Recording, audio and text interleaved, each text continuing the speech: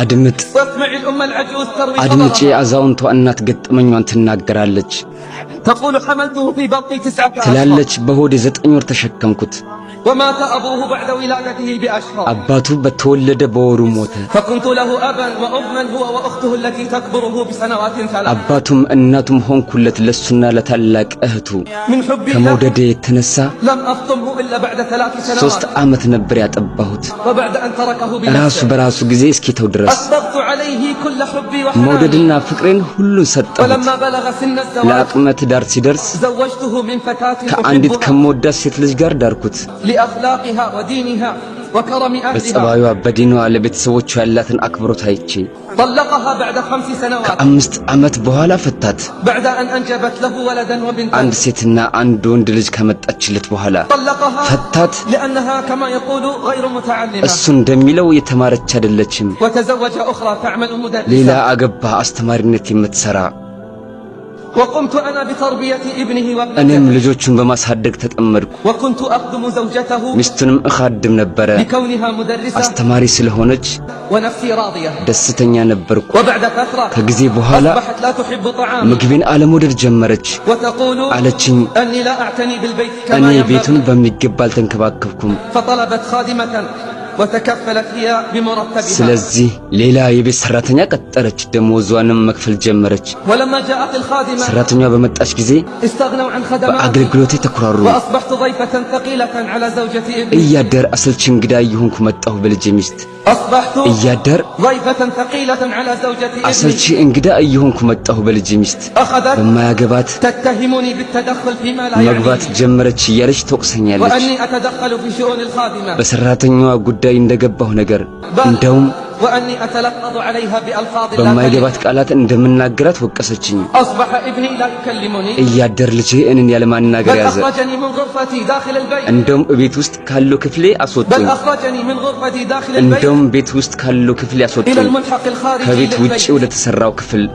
حيث سكن الخادمة እንደውም ሰራተኛዋን በኔ ቦታ አስገቧት أدخل الخادمة مكان ሰራተኛዋን በኔ ቦታ አስገቧት كما يقولون እንደሚሉት وخوفهم عليها ለሷ ስለሚፈሩላት أما أنا እኔንማ فانتهت حاجتهم لي ጉዳያቸው ሁሉ አብቅቷል ولماذا يخافون علي ለምን ሲፈሩልኛል لا أصدق أما እኔ አላምንም እናቴ እነሱ لا أصدق እኔ አላምንም እናቴ أنهم فعلوا እነሱ አንቺ ላይ ይህን ይፈጽማሉ ብዬ تقول تحمل ትላለች ቻልኩት تحملت هذا ورضيت ይህንንም ችዬ ወደድኩት وكتمت غيظي ንዴቴንም ደበኩኝ لأنه ابني ምክንያቱም ልጄን أحبه እወደዋለሁ ثم لأجل ولده ደግሞ وبنته ለወንዱና ለሴቱ ልጅ من ስል زوجته الأولى ከመጀመሪያ ሚስቱ ለወለዳቸው في يوم አንድ ቀን عدت من زيارة ابنتي التي تسكن في مدينة ሌላ أخرى ከተማ የምትኖረዋን ልጄን ዘይሬ ያስተመለስኩ فلما توجهت إلى الملحق الذي أسكن ወደ فيه ምኖርበት ክፍል ስሄድ وجدت عفشي አገኘሁት ዕቃዬን وفراشي ፍራሽንም وصندوقي الصغير ትንሿን قد ሻንጣዬን وضع خارج الغرفة ከክፍሌ ውጭ ተጥሎ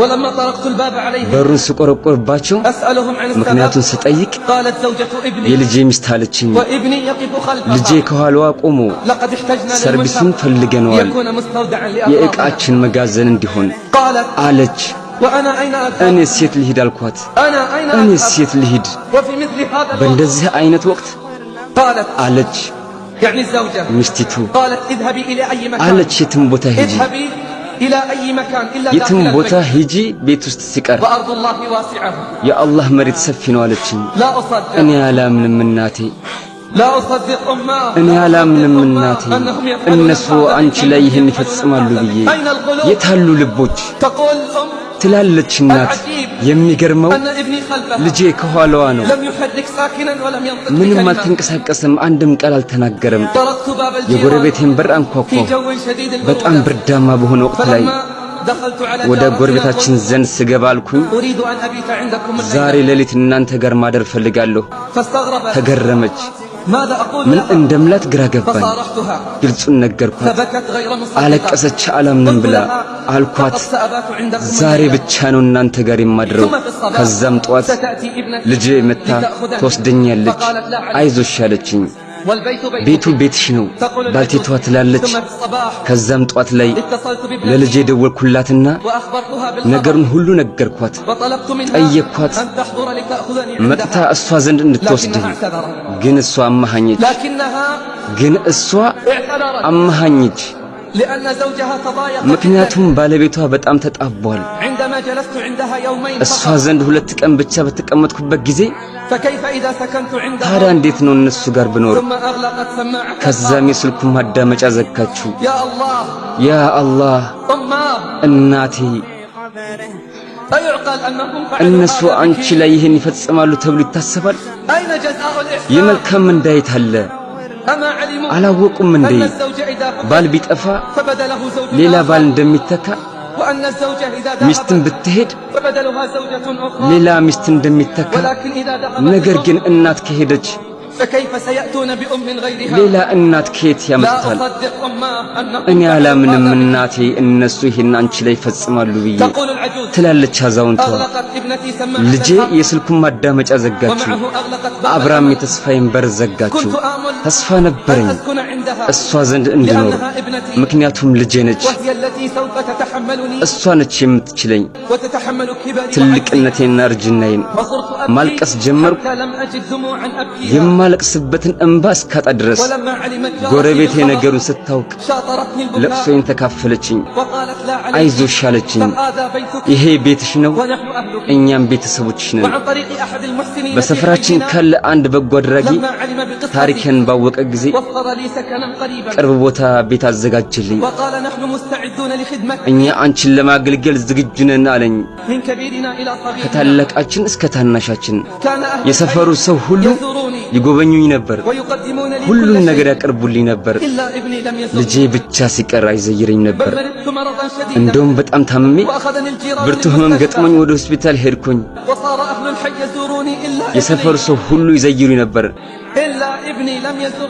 ልጄ ሲቀር አይዘይረኝ ነበር። ስለኔም አይጠይቅም። ያው እኔ ዚያራውን እጠባበቃለሁ። ልቤ በሱ ላይ የተሰበረበት ይሄው እኔ ዚያራውን እጠባበቃለሁ። ልቤ በሱ ላይ የተሰበረበትን አላህም እንዲምረው ጠይቃለሁ፣ አፉ እንዲለው።